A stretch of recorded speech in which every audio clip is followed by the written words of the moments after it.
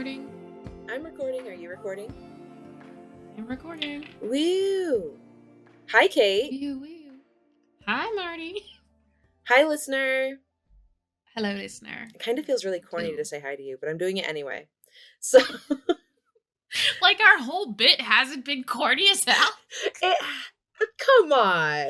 This is.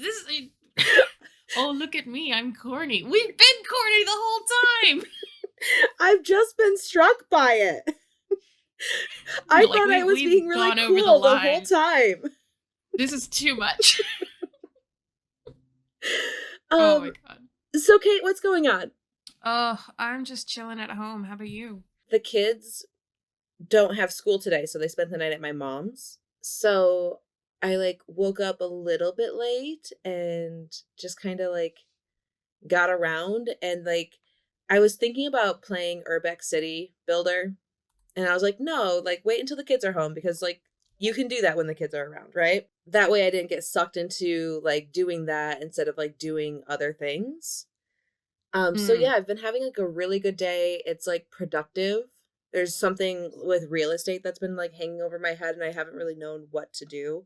And I got that done today. It's so funny how I've been intellecting on what to, because it's I have to write a little bit of copy for a postcard, right? It's only a couple sentences. It's nothing extreme or anything. I just couldn't figure out what tone, where to start it, stuff like that. And as soon as I sat down to do it, it was just one draft and done, right? We're good. I have not questioned at all what I sent to go on that postcard, right? That's pretty good stuff, right? Yeah. But it's I've been having this thing sit over my head for months at this point. And the doing it was no big deal. And I don't know how much of the sitting and thinking about it and wondering about it was actually a part of the process and why it was so easy to do. Or was it just sit down and get it done was really the answer the whole time? Does that make sense? I feel like that it is, and I think it's one of those things that our brains kind of build up and difficult thing I don't know how to tackle, but just sitting down and starting it is what opens up oh, this is how I get it done, and then it ceases to become the big scary thing in your mind. Yeah. Well, part of it was I wanted to look at some data, right? So I was peeking through some data and I'm so close. Is this a task you don't usually do? It's something that I do, but not with this intention. So okay. I usually take a look at these numbers and know these numbers, but it's not something I intend to share past my own knowledge. And so, but we're so close to having the March data that it's okay, well, what I really want is to know what pieces of information I want to include on this postcard. And I want to know kind of how I'm introducing them into this information. And it's all very brief because it is a postcard. It's not a bunch of information. And then just kind of describing the information slightly. And so I wrote it all up and I'm hey, I'll get these numbers to you just as soon as these numbers are made available to me, in April. But we're so close to having the March information that I really want to have that to send out because then it's just fresher. But the postcard can get made and approved and all of that now. So I did that. And then I've been doing some journaling and nice. I did that this morning too. So, which is very much a new practice for me. But I've been when you hear so many people reflecting on this one thing that they're doing, or I just feel journaling has been popping up so much around me. Are you finding that journaling? So you're I'll give it a try. Not in particular. Sometimes I think that information is finding you because it should, right? So I have been hearing about people journaling so much in the past couple weeks that I'm that okay, just broken through to you. You're all right, I get the hint. I get it. I get it, universe. You want me to sit and have some reflection. I got you. See, I had one of those moments when it was Fleetwood Mac's The Chain, I think, came on the radio, and I was I have to break up with my boyfriend. This was years ago. Years and years. But I was yeah, all right, I'll do it. Did you do it? It was just popping up this song everywhere. Oh, really? Yeah. I know it's magical thinking or whatever, but You know, so I indulge a little bit of that every I now do and then. too. No, I totally do too. Well, and like that's the thing is like I'm re-listening to a book that I listened to Mm. last year or the year before. And it's Rich AF by Amanda Francis. Listener, if you're not into like manifestation, then this book is just not going to sit perfectly with you for sure. The first time I listened to it, there was definitely information that I listened to and I was like, okay, I can receive that. Mm. But then there were other things that I was like, I'm going to roll my eyes at this. Like, I don't got this. Oh, absolutely. I used to be like really deep in like the witchcraft community. Yeah. There's a lot of stuff that you just kind of go, all right, you're real far gone. Yeah. And there's also like, your woo stuff is different than the woo stuff I'm doing. Yeah, exactly. Oh, it's also like, I don't want to say it's also dumb, but like it kind of is. It Like kind we're of, all here, like your stuff is worse than mine. well, but like, I definitely see how society has like given this message that like, if it's not based in logic and you don't have proof, it doesn't exist. But meanwhile, I very much disagree with that. Right? And I think Okay, yeah, there's very clear logic about manifestation, like that you see what you're looking for. Right? I do believe that. I Yes. completely believe that. So if what I'm looking for is opportunities to create the reality I want to create, then that's what I'm going to find. See, this is like where I get into like the kind of the area I inhabit with like tarot cards Mm-hmm. and like other like fortune telling kind of astrology kind of things. Like it's all Yeah. Barnum statements, which are like they're vague on purpose that they can apply to like anything and anybody. Yeah. But I think what it is it's a mirror that allows you to reflect and like see yourself more clearly. And that You is know, you look, exactly where I'm at on it. I think it's a yeah. great prompt for self-reflection. Oh, absolutely. Oh, you know what? Maybe that's what it's missing. Because I struggle with journaling. I Uh-huh. have a book on my desk that like I've been trying to journal in, but like I get so self-conscious when I'm trying to because I'm like, who's gonna read this later? Well, the answer is nobody. Yeah. So it's You like, might. but I'm still kind of like searching like who's gonna read it? Like, am I gonna read it in a year and be like, oh you? Or Gotcha. is like someone like, you know, maybe I murder Austin and someone reads it and goes, okay, this is why she did it. Listener, she's not going to murder Austin. Don't like, Mm. don't call anyone. I don't know. Have you heard some of the jokes that he tells? Sometimes must he be just gets stopped. stuck on telling me the same dumb joke. God. There's like this, and he didn't even tell it well. Like, I told him how he could improve the joke, and he stuck with his dumb version. I'm going to tell you the good version of the joke. Okay, tell me the good version, and then please tell me his version, because I would like to compare. So the joke is, how many eggs does it take to make a French omelet? Well, one is enough. Which in French is an egg. Yeah. Which is the good version, I think. Okay, what it's does a he pun, say? it's factually correct. What does he say? His is just repeating enough. Like over and over again. Like, hey, do you want an egg? I got enough. And I'm like, you need to like go sit in the corner for that. He got a t-shirt that said like some gist of the like some similar thing of the joke, like, and I was like, I'm gonna burn that. Like, you have been so annoying funny. with this. That is so funny. Well, Austin, your days are numbered, friend. So Oh, the other thing it's that he enough. does, it's enough.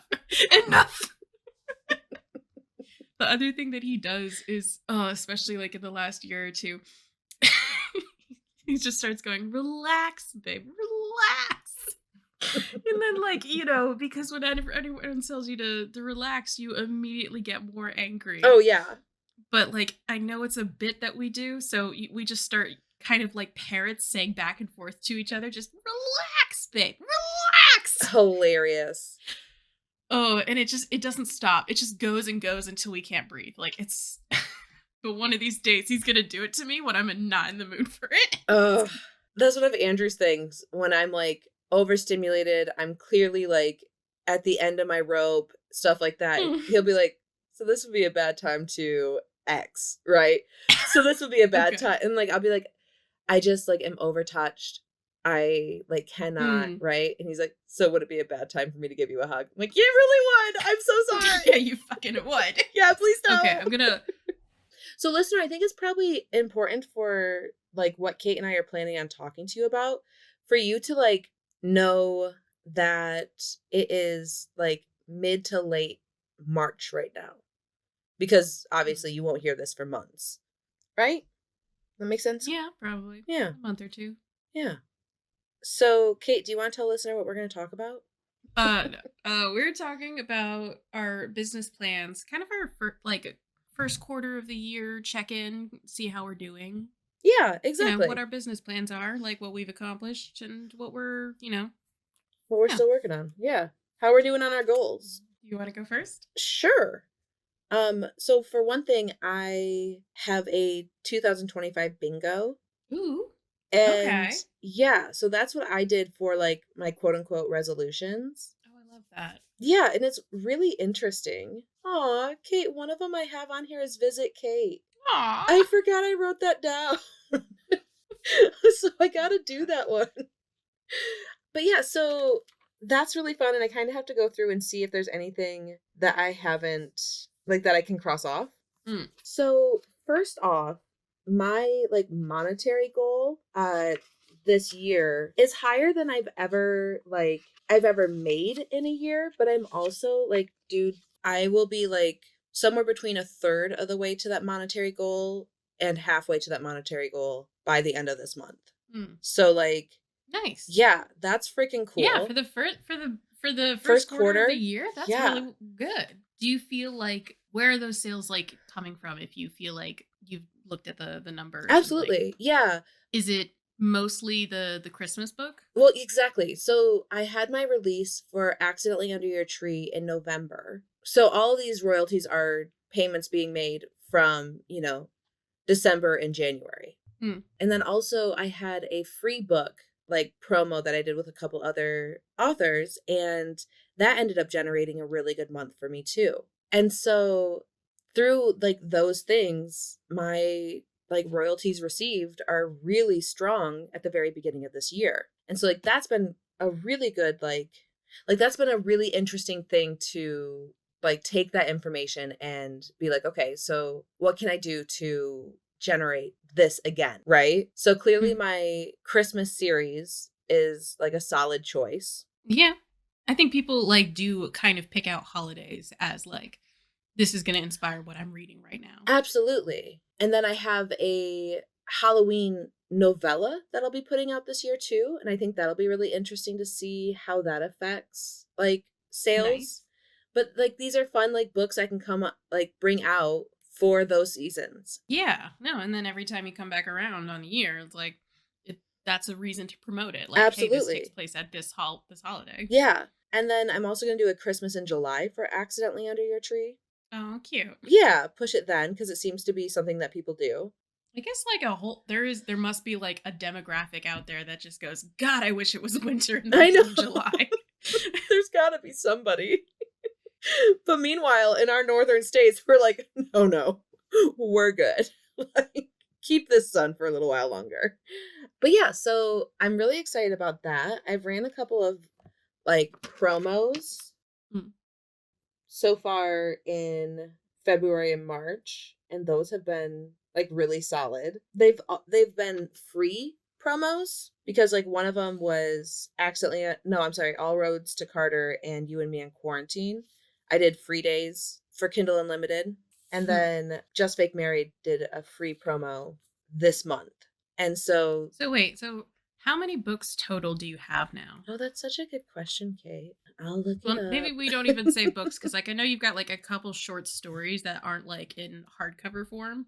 They're just kind of floating around in ebook, which like, like I know some of them are like your newsletter freebies. Some of them are like available on Kobo.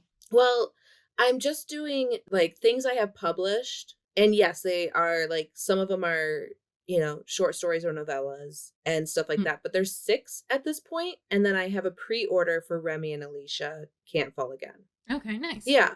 So what that means to me is I can do free book or a 99-cent sale every single month. Oh, nice. Like, so that it's not the same book every month, then it's like this gets maybe twice a year. Absolutely. This will be free. Yeah. Or okay, I like that. That this is the promo book for this month. And so what I literally, all I did was like write down February, March, like February through December and then picked out what book should be free when, knowing that like Hazel and Elijah is going to get a 99-cent book subversy in May because that's when it came out. Right. The same thing for Actually Under Your Tree in November.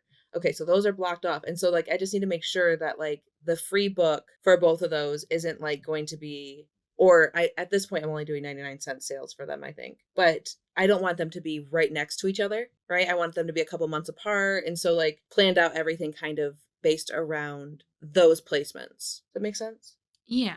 And then as far as like my goal to have, I'm going to have Remy and Alicia Can't Fall Again is going to release in May or June. I'm really aiming for May 23rd, but if I don't make that, it'd be the beginning of June. It just all depends on how the edits continue to go. I'm a little bit behind the halfway mark that I wanted to be at this week, but I'm not super far behind. And also, I think the ending might actually get written or get edited faster than I was thinking it would. Does that make sense? Nice. Yeah. So, yeah. So like that's doing good. And then I know the like novella that I'm writing for the Halloween release. Like I have a solid plan for that and I should be able to get that done pretty effectively.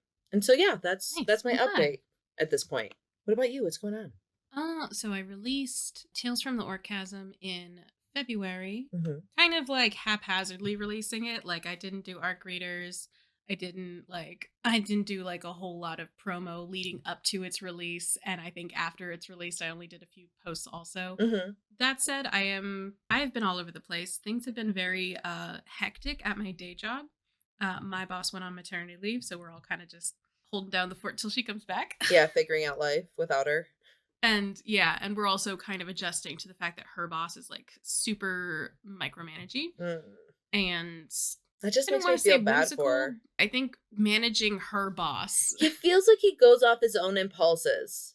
Yeah. Yeah, no, he's so impulsive and also micromanaging. It's very difficult to like get your stuff done while you're also kind of attending to the things he's decided you should like just start working on. And then and yeah. So day job's been a lot. It's been taking away from my writing a little bit. But this is also like just something when you look at like how like fucking Leona Riley, I hope I'm saying her first name right. She's putting out so many goddamn books. Every time she releases another one, it stabs me in the heart. Oh God. Does she have a day job? No, I love it. I have no idea. I doubt it. Okay. Like I feel like this has got to be her full-time gig because she's putting so many books out and she's just on fire. And I love this for her. Yeah. But it also does like make the little evil gremlin in my soul go, well, you should quit your day job and do the same thing. And I'm like, no. I get it. I really do get it. And the thing is like, I've really been like, it's so funny because like there was a time at the, I don't know, beginning of the school year that I was like, I really only want to be doing writing. I don't want to be doing real estate, all this stuff. And then I was like sitting with that more over the last couple months. I'm like, you actually love doing real estate. You're just disappointed you're not doing more of it, right? Like you're disappointed that you are stuck doing this aspect of work that you don't enjoy doing instead of doing the actual real estate you enjoy doing, right? Yeah, I think, yeah. Right now, my goal isn't to stop doing real estate. It's to be in a position where like I really have more choice over what I'm doing with my time. And I see that. I feel that. Yeah. I think like once my actual boss comes back, everything's going to feel like, it just relax. I think that what it is also is that my office did not a return to the office mandate, but like a tightening up on the work from home policy. So I'm in the office a lot more. And I hate that. Yeah. I'm very much a homebody. Okay. So something I would suggest, Sky Warren, she did an interview on Spa Girls podcast, right? Okay. Yes. And she talks about how she went from like producing this insane amount of books each year. And then for like medical reasons, she could not continue doing that amount of work. But her family was relying on this income. And so she was like, how do I create this income and produce less work, knowing I can only work about 4 hours a day? Yeah. And her input is fantastic. Not to say you should quit your day job, but I do think that there's some really amazing minds and resources out there that can help like create a strategy for that outcome.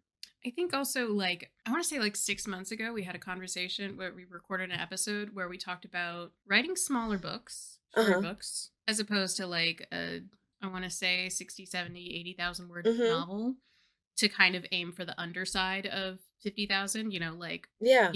that sort of 30,000 word area. I think that's a to me perfectly sized book for this business Mhm. or for the self-publishing business especially. Yeah, because you said that Uh when you went to that, convention in Tennessee, you were like, "I will never feel bad about the size of my books ever again." Like Yeah, I saw some yeah. really skinny spines and I was like, "Oh, I didn't know we were allowed to do that." Cuz like when you're seeing people's ebooks and everyone's Yeah. got like you just see the cover. You don't A really see how wall of long the book is ebooks. going to Yeah, be. absolutely. And I think cuz when I first put Love Laugh Lich out, the number one comment I got on it was I wish this was longer, which is a Mhm. compliment. Yeah.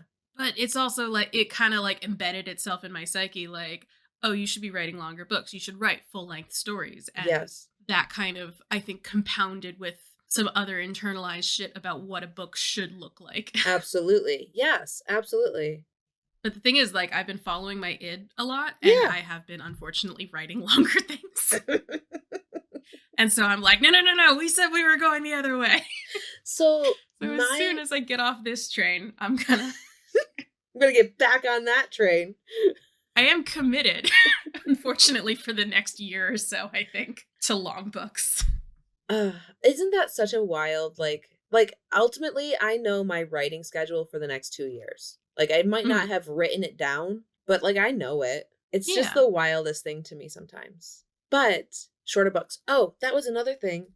I wanna say it was a Sky Warren interview, and it might have been on Spa Girls, but I don't know. I think she's been on Spa Girls more than once, so there might be 3 or 4 episodes that she was the interviewee. Mm. They were talking about, like, romantasy and how big those books are, and she's like, "But, like, the way I would do it is figure out how to create, instead of 150,000 word book, 350,000 words books," right? Right? Yeah. Yeah, and, like, Maybe. that makes so much sense to me, is, like, I should be aiming for that 50,000 word spot, which is where I sit naturally with my full-length books, and, like, then for one thing, I can produce more, but, like, an 80,000 book and a 50,000 book, really, they cost the same amount to purchase, right? So the return per word is actually better on a 50,000 word book, right? Yeah. You're instead of so if you're paying like $15 for a 50,000 word book, I'm saying $15. I'm just throwing out a Yeah, number. yeah, yeah. Maybe that's not what you should price it. I'm terrible at pricing things myself. Instead of someone paying like $15, $20 for a 150,000 word book, if they're paying $15 three times then. So you're making like Absolutely. $45 on that. Absolutely. And then if you bundle it and you make it, a box set that they can purchase for $35, then they feel like they're getting a deal, right? Yeah. God, I hate the psychology of like sales. I know. I know, but we do exist in capitalism. So, We do. We do. but yeah, like I said, I think there's really great input out there from really clever people about how they took this obstacle and they created opportunity. And I just think that's an incredible thing about like humanity. Like we are really good. Like we can be really Oh, for good at sure. finding solutions. But okay, tell me the rest of your update. Oh, I published a book that immediately afterwards I was like, man, I should have split this up into three separate books and like just had that be the series name, Dude, that and then was I could have sprinkled it out throughout the. And I was committed to releasing it at that point, so I was like, we should have had this thought earlier. well, and as soon as you like told me that, I'm like, gosh darn it, that is the right strategy. And I didn't even think of it. Like not once did I think like, oh, you should split this up. So like I felt like a failure of a friend in that moment. like No. like I yeah, mean that was a really good idea. the amount of time that went in because I think it was built out of like anthology pieces that I Mhm. just had sitting around and then it was like let's just finish cleaning all this up. It felt very rushed to just get it out at the end. Mhm. That makes sense. Yeah, it Not like I does. don't feel like the story quality was compromised, but like the marketing and the build up, the release. I wish I could go back and redo it, but I'm like, whatever at this point. Well, Just keep moving. you can't. Okay, so the thing is like you could not have the anthology published on Kindle Unlimited and then have the individual books published on like Kindle Unlimited. But if you ever decided to remove that as an ebook, you could then publish them individually on Kindle Unlimited because that's where your books are at right now, right? Yeah. Okay. So you could, unpublish it and then republish them. And then they would be in a completely different. I feel like that would be I don't know. It I think sits in the people do it same all the place as time. like you do. Yeah. People do it all the time where they're like, they will unpublish a book, rename it, and then republish it. We are indie authors. We have full control over our creative work. So you could unpublish the ebook and you could publish it, the first book, the second book, the third book, and publish them, 2 weeks apart each way and see what the algorithm does with it. And then also each book would be in the category of can be read in 2 hours or less. And that's its own market to me. I never really think about that one, but it is very much like as people do want, I want something so quick and like just, yeah, just a little treat. I want to be able to read this on my lunchtime, or I want to be able to read this between lunch and like my veg time at home, right? Like that's its own readership. And it's a great introduction into like getting these people that read small pieces to find your other work. Because like for one thing, like Love, Laugh, Lich would lead them right into that series because it's also a small like piece. Yeah, I think that's kind of like where I'm at. I've been really working on writing the tentative title Be My Bad Guy. Maybe we'll change it. Like I really love this story, but like I'm getting to the point with it where I'm like trying not to cringe at everything I've already written, I think you have to have that moment with I tend to have that moment in the first draft for sure. There's somewhere around like the 30,000 word mark that I'm like, oh no, the whole thing is garbage. I'm so mad that this thing is gonna crack 70,000 words. I'm like, oh god, I have a chapter or two left. I'm like, how did we get here? Oh god, that's so funny. I really thought this was gonna be like a 50,000 words tops kind of book, but I know you did, but it's really good. And it really I am really enjoying it. I think like these two are so cute. They are so cute. And then also like your story and your world's just a little bit too complex for just, 50,000 words. It really is. Like I don't think there's anything that you have included that isn't necessary. See, I feel like the parts where I start talking about lawsuits and like ecological terrorism, I'm like, okay, reel it back. So maybe you'll lose a couple thousand words.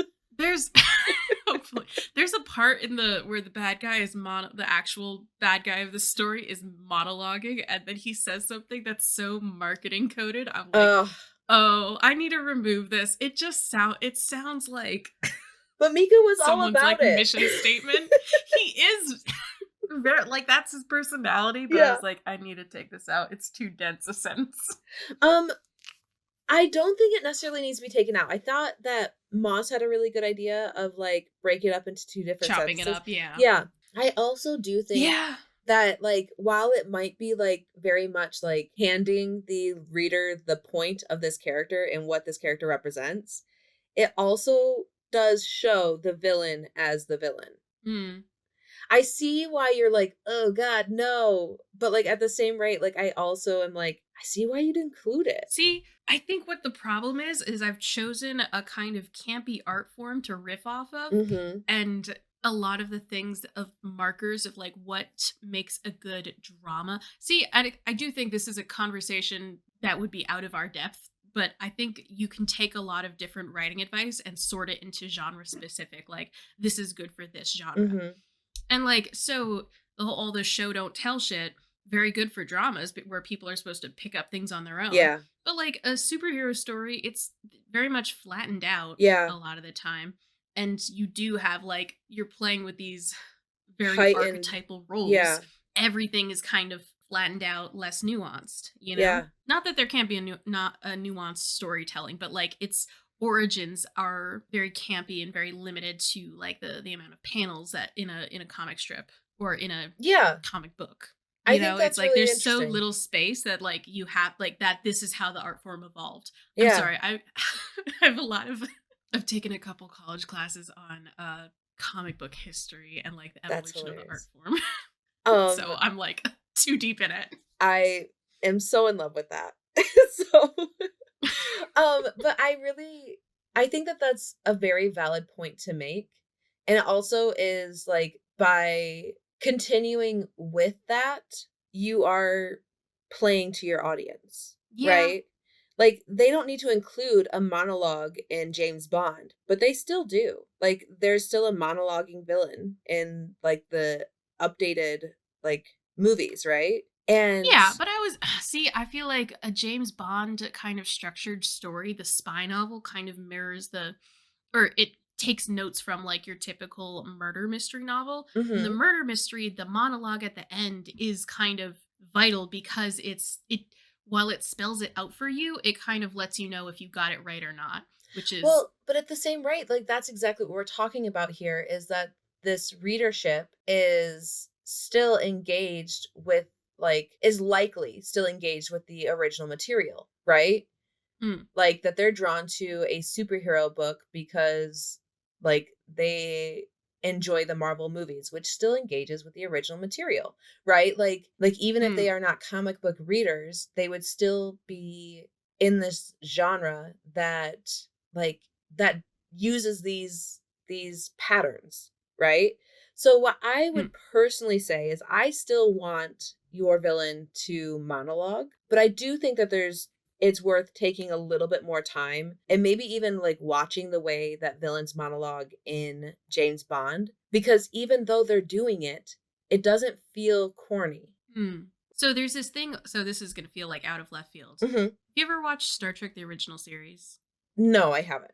Like I've caught William some Shatner, episodes. Yeah. Leonard Nimoy. Yeah. Yes. When we talk, so like this is like I may maybe a little bit niche, but like the difference between so just this cast, but like the movie versions of this cast and the TV versions, something that people talk about, like when we're dissecting the acting between these two things with all the same people, Uh-huh. is like, so TOS works because everyone is doing kind of the same level of campy, over the top acting that William Shatner is. You know, everything feels like, you know, you're watching it Hmm. from like a stage audience. You know, it's so big that like Yeah. this type of acting only works when everyone else is doing Yes. it, when everything else feels, you know, over exaggerated. Because if you Yeah. just have one guy doing that and everyone else is playing like with a kind of drama kind of feel, where it's very up close, nuanced, kind of like minuscule facial tick kind of acting. Yeah.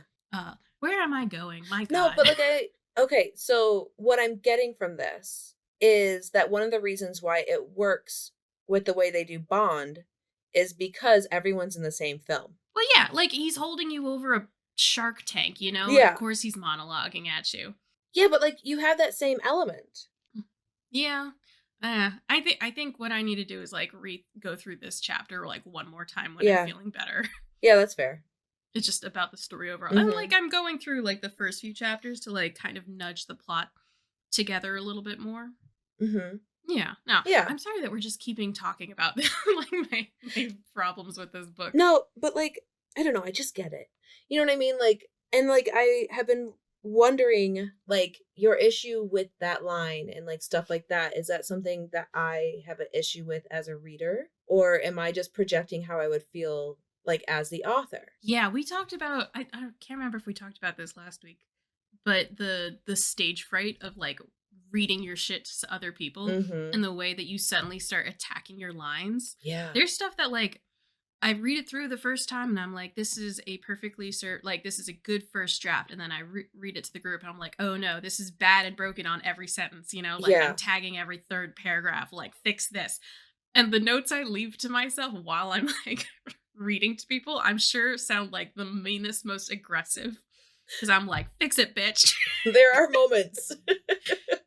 And, you know, I'm sure you guys are like witnessing me going like in this little spiral of like, oh, it's all bad, burn it all. Okay, but like I run into that all the time because and like even just recently, like on Tuesday, I was Mm, reading and I got to the point where I was like, "Oh my god, I have repeated the same the same 4 words over and over this entire like chapter and a half. And then Chrissy was like, Yeah. I mean, I noticed this one, but I didn't notice any of the other ones you're talking about. And so it's like, Right? Like the level of microscopic like inspection you're yeah, doing is so intensified. it's wild. But what were we talking about? We were talking about like what you released and what you did so far this year. Oh, I'm trying to do more newsletters and do more promotions, and part of that is the Non-Humans Romance Newsletter Network.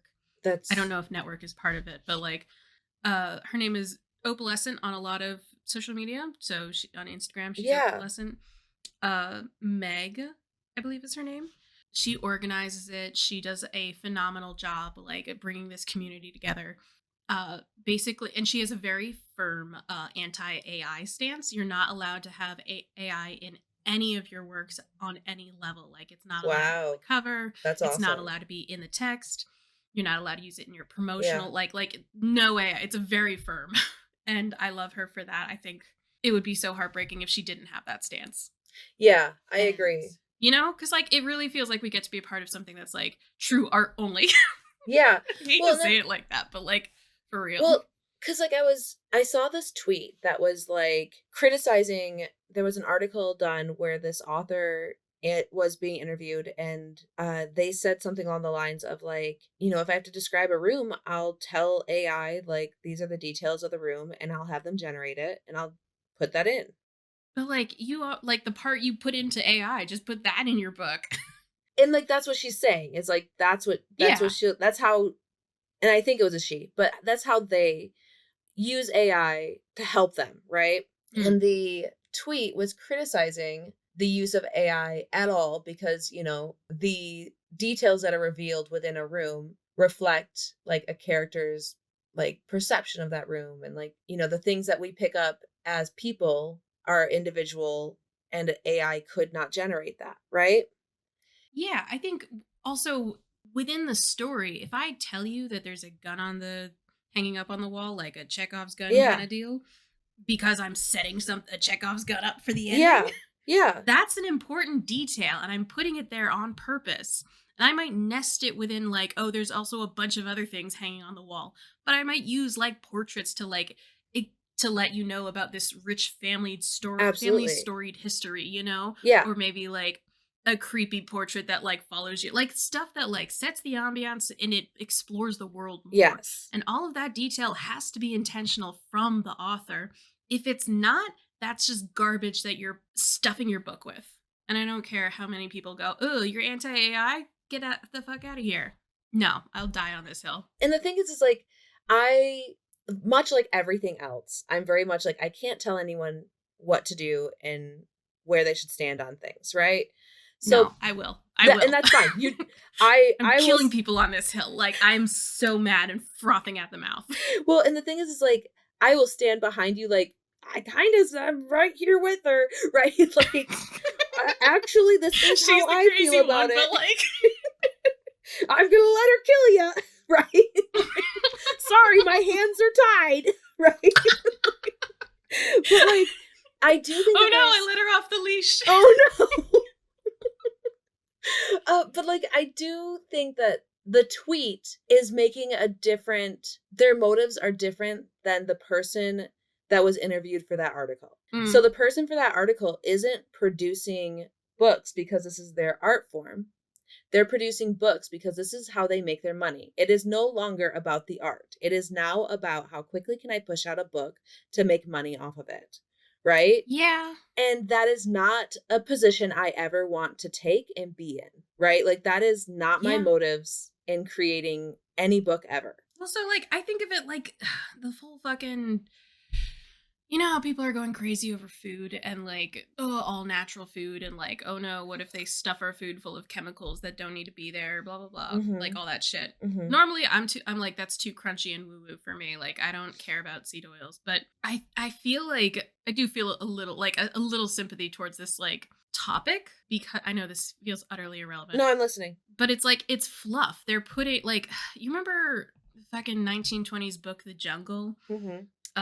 Where it talked about like people falling into the vats that they're like making the processed meat in and like Yeah. shit like that, like all these bugs and rats and like Mhm. and sometimes full ass people. Yeah. Like and the way that people were consuming these things and like this is why we have the food regulating industry like part of the government Mhm. or why we had it briefly. Now it's fucking gone. I don't know that for sure. So but, dark. like, it does feel yeah, no, like So we're laughing, listener, but we're really traumatized, okay? oh yeah. Yeah, no, okay. I do want to like go back to my first quarter like recap. Okay. Also, this is the first few months of this fucking hellscape presidency. That's such Part a 2, electric valid boogaloo. That's such a valid point. You know, I'm not gonna knock myself for not being as productive as I could be. Well, and like I am also recognizing that like stress causes me to be even more productive. Yeah. Right? It does. Good for you. I mean, yeah, but like I need stress for it to happen.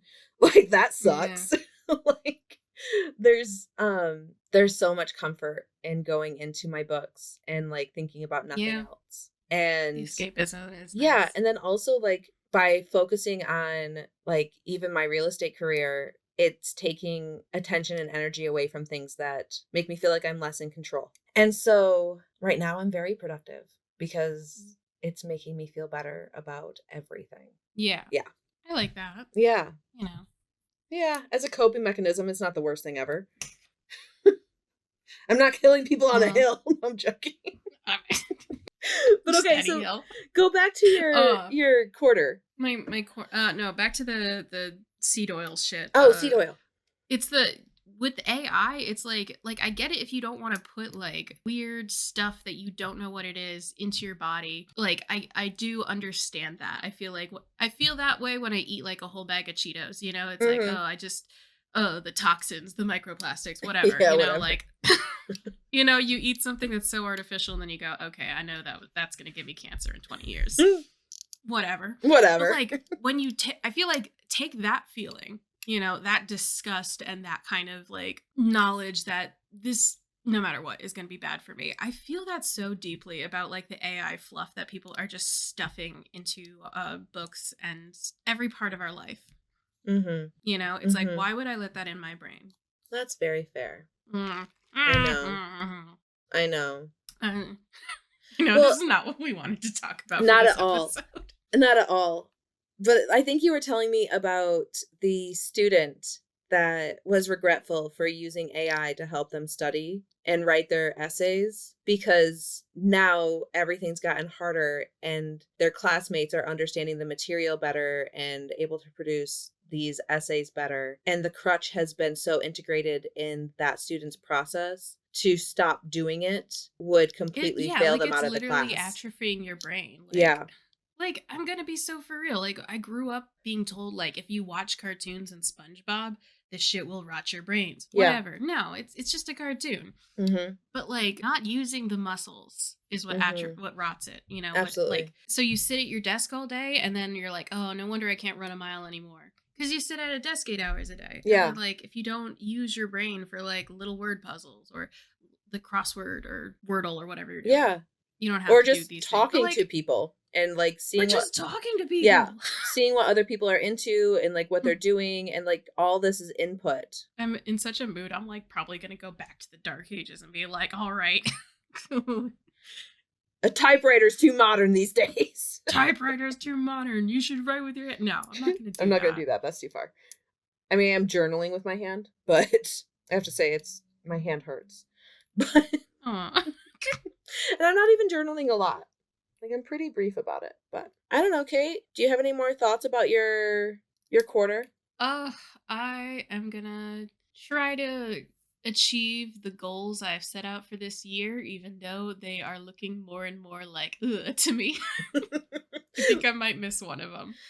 You know, I think that, like, if you're aiming to do more than you can actually do and you miss one, like, it's kind of like that whole, like, shooting for the stars and making it to the moon thing. Yeah. Oh my God. You know what it is? It's I see TikToks that, like, categorize this as, like, an eldest daughter kind of shit thing. Mm-hmm. I don't know how much, like, not everyone buys into that. And I feel like it does kind of exclude people from a very common, like, pitfall or logical fallacy is that you set these high goals for yourself, and if you don't achieve them, you kind of go, I failed because I didn't achieve the goal.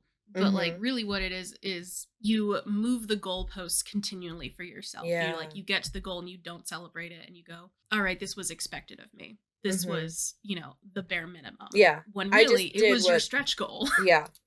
Yeah, I agree with And that. so I think that's gonna be like my fucking writing advice for closing out the pod. Don't make sure you don't move your own goalposts. Make sure you acknowledge that what things deserve celebration and don't just be like this was expected of me. I like that. That's a good goalpost. Or that's a good, like, Well, piece of writing advice. I think I definitely operate on this idea of finish the book I don't know why no one is expecting it of me. Maybe some people. Maybe some people who want like a specific book that I've said will come out. Yeah. I'm not talking about Kathy's book, I promise. And I didn't, But like, instantly think of Truth or Dare sequel or anything, so. Ah. but I think they're like finishing a whole book is worthy of celebration, and every single time. I completely You, agree. you, There was something I did a lot better, not last year, but the year before, where I made sure and, like, had, like, a glass of champagne the night that I released a book and, like, did a little, like, personal celebration. And that's something I definitely want to come back to doing is like part of the release is planning how am I going to celebrate this achievement. nice. I like that. I really Yeah. like that. So I guess that's my writing advice is like I advise to include celebrating every single time you do this thing because we forget that this is really cool, right? All of our friends are doing it. Yeah. We're watching other people produce so many books, publish so many books, but like, Oh my god! And the FOMO that you feel when oh like, yeah, and the thing is, because you're taking in not just like one person that you're looking at everyone around you, and yeah, you're kind of comparing yourself to everyone simultaneously as if they were yes, one unit instead of several, maybe even hundreds of people. yeah. No, I think that's a really good observation. And like you at 8 being told like, hey, you're a published author, you'd be so fucking Oh my god, geeked, yeah. right? Oh my gosh, my I 8-year-old mean, self would be no, like, I'm gonna be real. 8-year-old me had way too high expectations. I think she'd be a little disappointed. She'd be would like, she? why haven't you outsold J.K. Rowling? That's what you were supposed to do. 8-year-old me would probably not be super geeked because she'd be like, yeah, of course. Right? Yes. Like, of course you are. Right? But like that's still really cool. Like, it's still really cool whether or not your 8-year-old self knows like the amount of work and effort goes into this. And that like every single book is actually pushing you closer to achieving your dream. Yeah, Man, we went all over the map on this one. we did. Oh my god.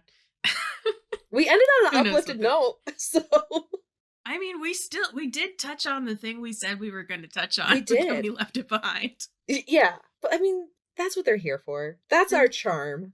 Yeah. It's So, it's been like over 100 episodes consistently of this. Like, I don't know what else you're here for. tell me we don't A have a structured formula. episode. So, Kate, where can listener find you? I'm at by Kate Pryor on most social media sites. Uh, and my website is kate-pryor.com. You can find book news and events that I'm doing and all the socials and all the stuff. Sweet. You can find me at Marty B Author on TikTok and Instagram. You can sign up for my newsletter and get Hazel and Elijah Don't Get Caught for free. My newsletter really is the best way to keep in touch with like what's going on in my world. Listener, thanks for being here. And we'll talk to you later. All right, bye, listener. Bye. Bye. Bye. Bye.